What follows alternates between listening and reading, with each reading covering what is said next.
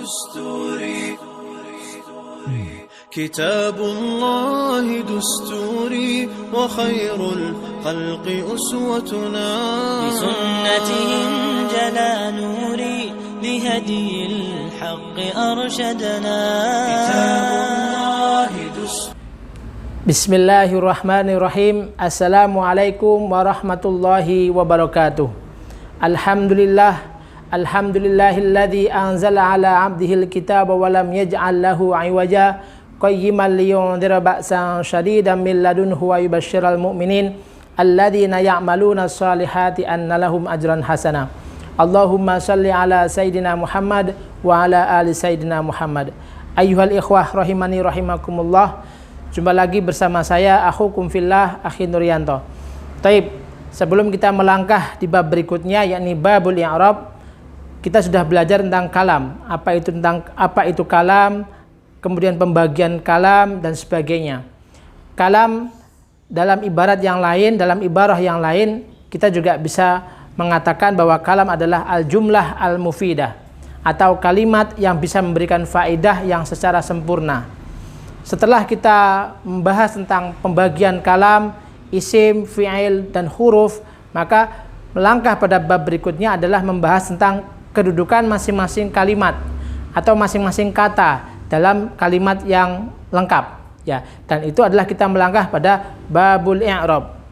Taib, ayyuhal ikhwah, sebelum kita melangkah pada materi berikutnya, marilah kita mulai pelajaran kita pada pagi hari ini dengan bersama membaca Bismillahirrahmanirrahim serta doa Allahumma inna nas'aluka ilman nafi'ah wa rizqan tayyiba wa amalan mutaqabbala. Ayyuhal ikhwah rahimani rahimakumullah.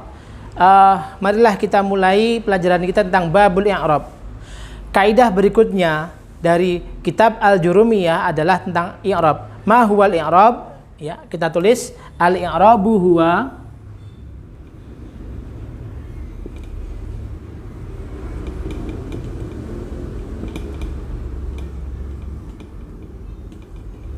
taghyiru awakhiril kalimi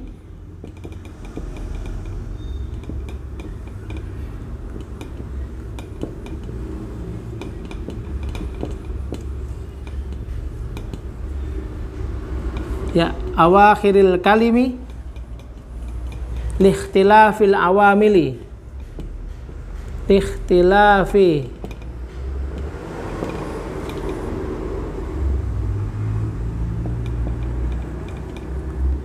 ad-dakhilati alaiha lafzon au takdiran. Kita kasih harokat. Al-i'rabu huwa taghyiru awakhiril kalimi likhtilafil awamili ad-dakhilati alaiha lafzan au takdiran. Baik ikhwas sekalian yang dimuliakan Allah, kita akan membahas tentang babul i'rab. Bab i'rab ini sangatlah penting karena kita membahas tentang inti daripada ilmu nahwu, yakni perubahan akhir kalimat, ya, harokat fathah kapan dibaca dhammah dan dibaca kasrah. Maka kita membahasnya tentang di babul i'rab. Dan ini pembahasannya sangat panjang, maka ikhwas sekalian membutuhkan waktu yang cukup panjang dalam pembahasan i'rab ini. Baik, al-i'rabu. Ma huwal i'rab? Al-i'rabu huwa, i'rab adalah huwa taghyiru awakhiril kalimi, perubahan akhir kalimat. Kita tulis ya, perubahan akhir kalimat atau kata, ya, alim atau kata, jamak dari kata adalah kalim, ya, kata, karena perbedaan amil. Ya, amil ini bisa jadi sebab atau faktor yang masuk, ya, baik secara lafadz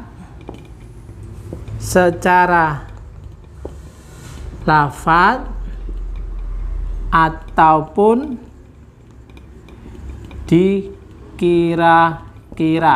Ya, baik.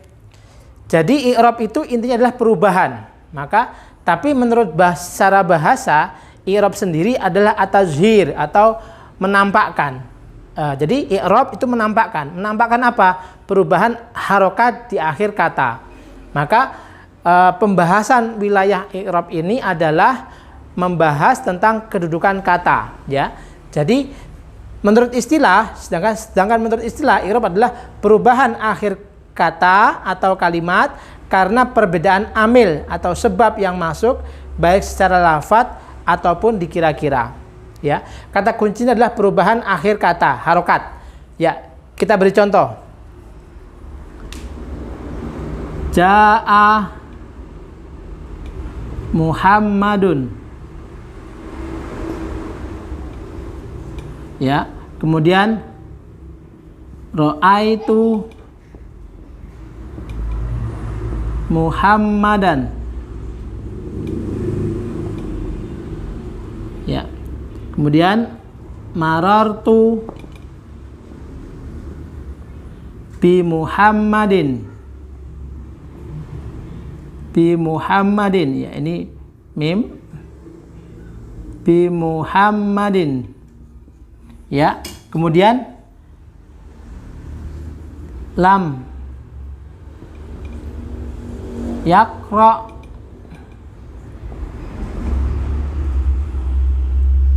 Aliyun ad-darsa. Baik, perhatikan 4 contoh berikut ini ikhwas sekalian.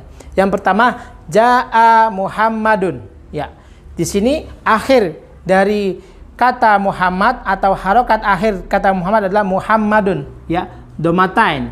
Nah, kedudukan domah di sini adalah sebagai fa'il, maka disebut di sini adalah perubahannya adalah sebagai rofa.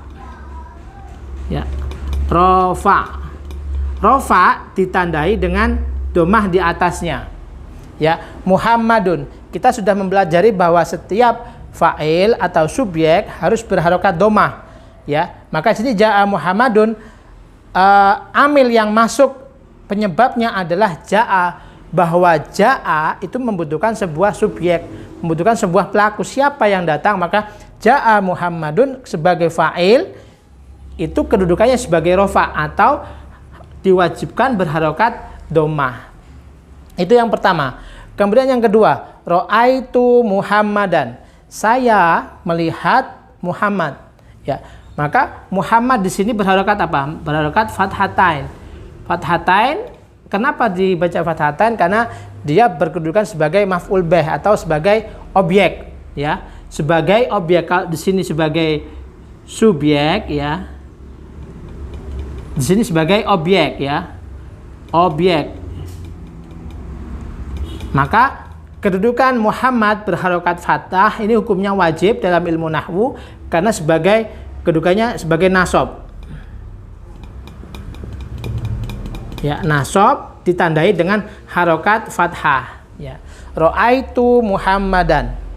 Perubahan akhir kata Muhammadun menjadi Muhammadan karena perbedaan amil yang masuk baik secara lafadz maupun dikira-kira.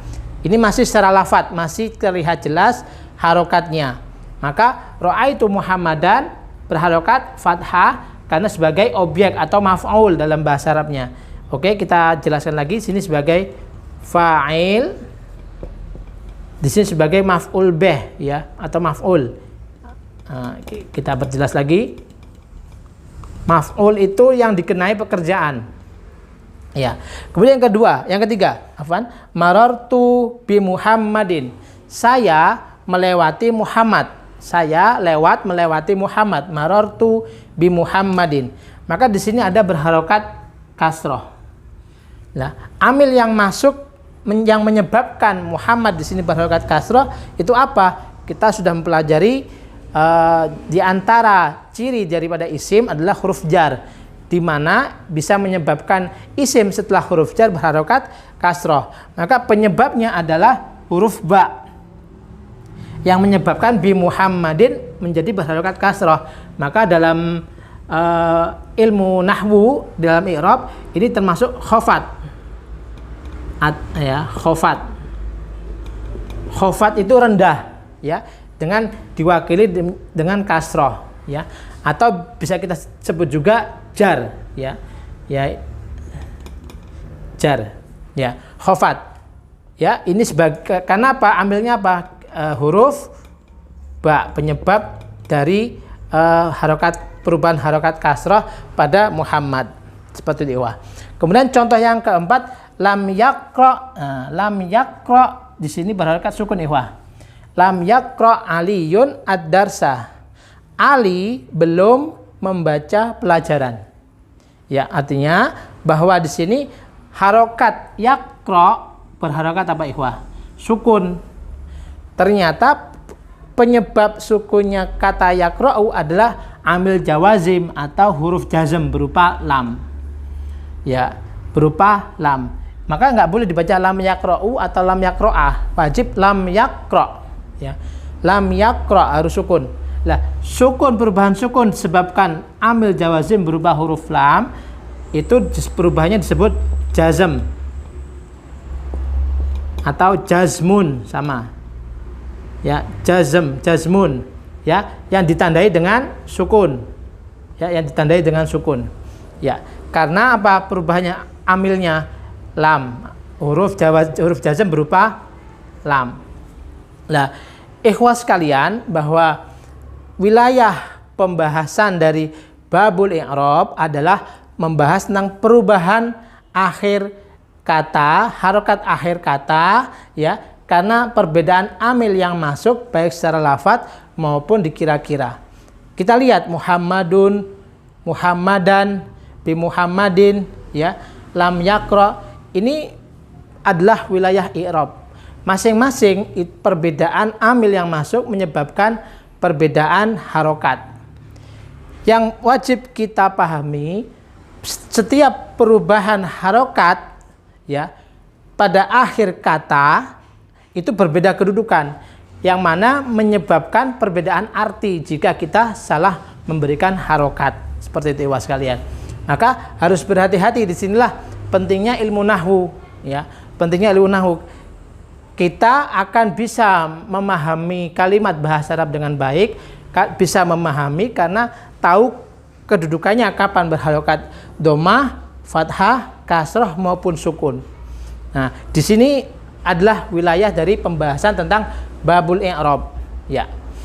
Kemudian berikutnya lafdon au takdiron. Di sini kita melihat bahwa Muhammadin jelas harokatnya, perubahannya. Tapi ada kalimat tertentu yang menyebabkan perubahannya itu berkedudukan perubahan tapi hanya dikira-kira. Kita beri contoh. Ya, kita hapus terlebih dahulu.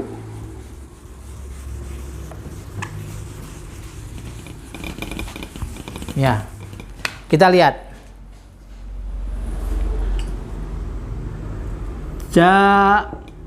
Al fata, ya, kemudian dengan kalimat yang sama karena untuk lebih memudahkan memahami, marartu bil fata,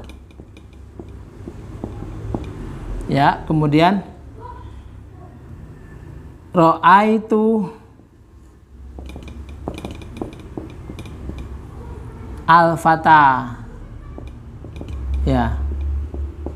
Karena ini isim, amil jawazim, jazm tidak boleh masuk pada isim, maka hanya 3. Kita lihat ikhwas sekalian. Ja'al fata. Di sini al-fata, datanglah seorang pemuda.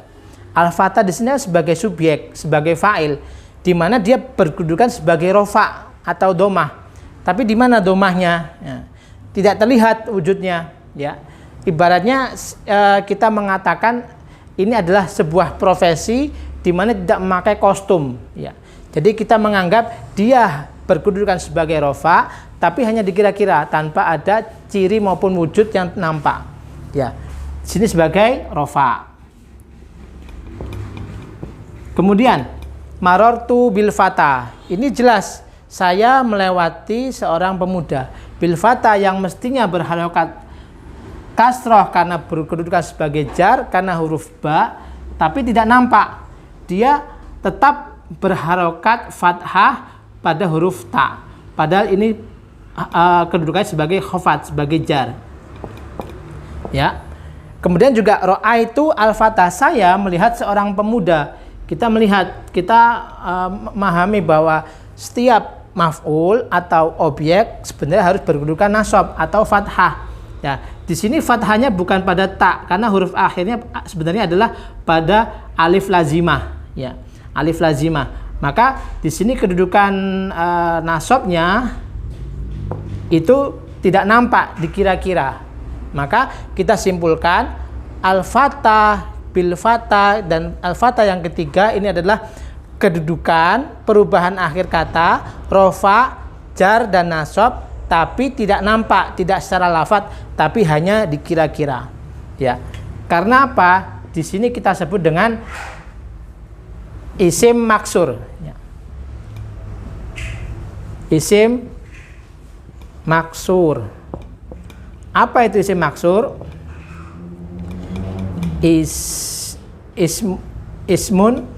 Ismun maksur, ya, maksur.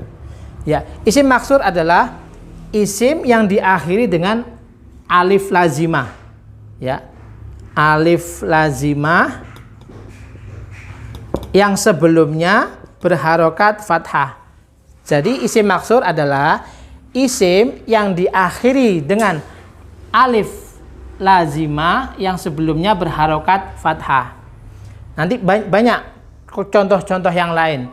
Tapi ini kita hanya bisa memahami bagaimana perubahan akhir kata hanya berkedudukan sebagai rofa, nasab ataupun jar, tapi dikira-kira.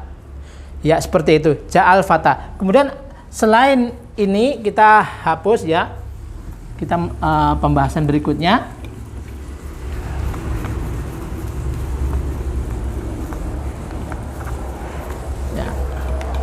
Contoh lain selain isim maksur adalah ja'al qadi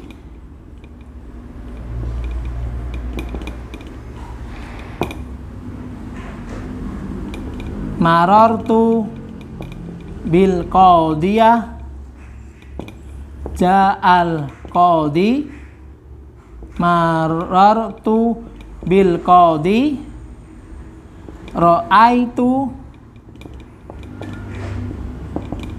al-qadiyah, al-qadiyah. Ya, di sini kita ada perbedaan antara al-fatah dengan al-qadi, iwas sekalian. Ja'al qadi ini sebagai rofa, tapi tidak nampak, maka di sini dikira-kira, ya, dikira-kira. Kemudian di sini bil qadi sebagai khafat, khafat itu sebagai jar, kita sudah paham karena ada huruf ba. Di sini berkedudukan sebagai khafat. Tetapi kedua ini masih dikira-kira. Tetapi pada saat berkedudukan sebagai nasab itu menjadi dohir. Ya. Ra'aitu al-qadiyah. Ya. Al-qadiyah.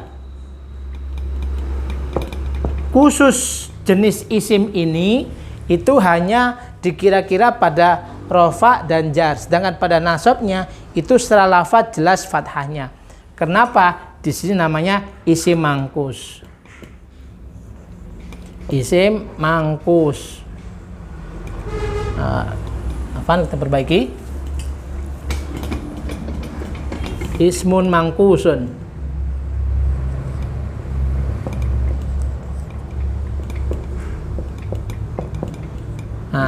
Ismun mangkus.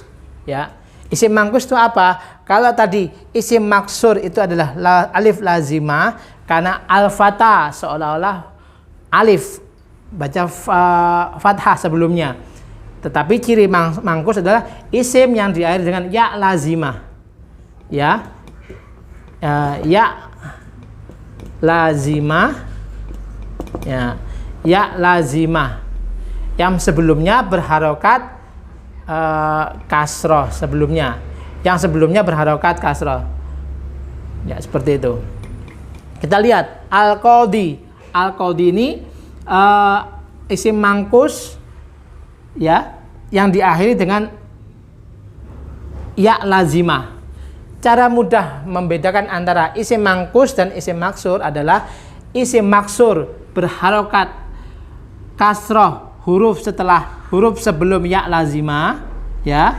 Sedangkan isim maksur ya itu berharokat fathah pada huruf sebelum alif lazimah.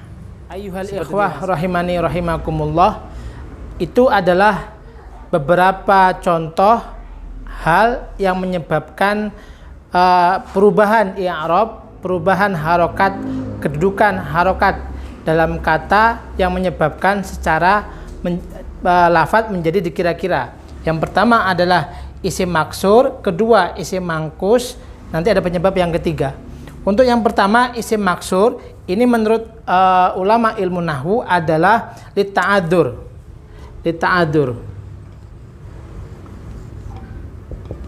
Lita'adzur ini maksudnya adalah karena udur. Jadi yang menyebabkan ja'al fatah, marartu bil fatah, ra'aitu al fatah, itu penyebabnya adalah lita'adzur karena adanya udur. Sedangkan isim mangkus itu penyebabnya adalah lisikol. Ya. Lisikol. Lisikol maksudnya adalah berat atau keberatan. Tadi di sini udur ya. Menurut ilmu nahwu, ulama ilmu nahwu, ketika kita mengatakan ja'al qadhiyu ya, itu terlalu berat, tidak ringan ya. Maka ja'al qadhi makanya. Kemudian ketika marartu bil qadhi dalam kedudukan sebagai jar juga sama, tidak bil qadhi karena lisikol terlalu berat, bil qadhi. Maka menurut orang Arab maka cukup marartu bil qadhi. Sedangkan ketika ra'aitu al qadhiyah nampak dalam keadaan nasab, ini menurut orang Arab ringan. Ra'aitu al qadhiyah, saya melihat seorang hakim ya. Al qadhi di sini hakim ya. Ja'al qadhi, datanglah seorang hakim. Marartu bil qadhi, saya melewati seorang hakim. Ra'aitu al qadhiyah. Nah, maka untuk isim mangkus itu lisikol, sedangkan isim maksur lita'adzur karena udur. Ja'al fatayu ya, karena ini jelas karena adanya alif lazimah, maka karena udur. Kemudian yang ketiga yang menyebabkan perubahan harokat atau kedudukan i'rab menjadi dikira-kira adalah bertemunya dengan ya mutakalim. Ya mutakalim. Contohnya gulami, ini abi boleh, abun,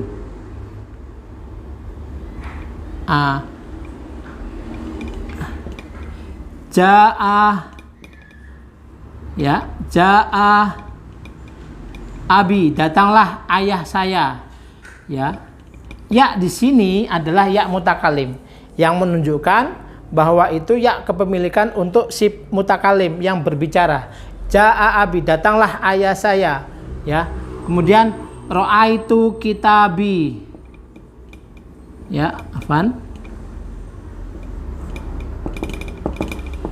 ra'aitu kitabi.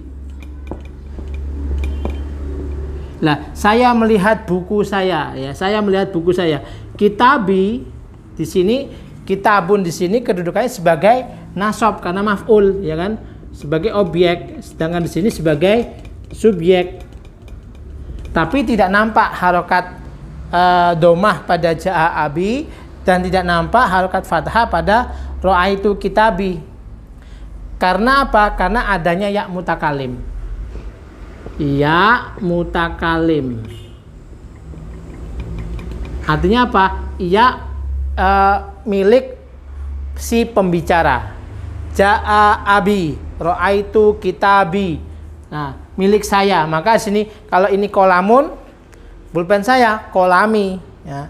Wajadtu kolami, saya menemukan pena saya, yang mestinya sebagai objek berharokat fathah, tapi karena bertemu dengan ya mutakalim, jadi kedudukannya hanya dikira-kira. Ingat, yang dimaksud dikira-kira itu hanyalah semacam ibarat sebuah profesi, tidak menampakkan kostum, tapi kedudukannya atau hakikatnya dia memiliki kedudukan sebagai profesi tersebut. Seperti itu ikhwas sekalian. Baik, itu adalah penyebab dari perubahan i'rab yang dikira-kira. Kita review kembali bahwa i'rab adalah perubahan akhir kalimat yang disebabkan amil atau penyebab yang masuk baik secara lafadz maupun dikira-kira. Jika secara lafadz itu jelas harokat perubahannya, kapan fathah, domah, kasroh maupun sukun. Sedangkan dikira-kira itu ada 3 penyebab. Pertama, isim maksur karena maksudnya alif lazimah, ja'al fatah seperti kata al fatah. Selain fatah apa? Aso, ya. Al aso, aso itu tongkat. Nah, ini juga. Kemudian banyak sekali, nanti antum akan menemukan. Kemudian ketika isim mangkus juga ya lazimah. Cirinya perbedaan antara isim mangkus dan isim maksur. Jika isim maksur itu adalah berharokat fathah sebelum alif lazimah.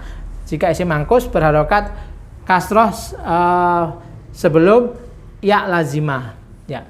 Kemudian penyebab yang ketiga adalah ya mutakalim. Jadi 1, 2, dan 3. Baik, ikhwas sekalian, kita cukupkan itu terlebih dahulu.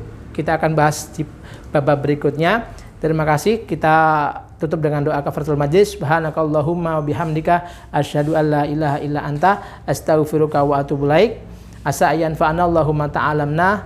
Wassalamualaikum warahmatullahi wabarakatuh.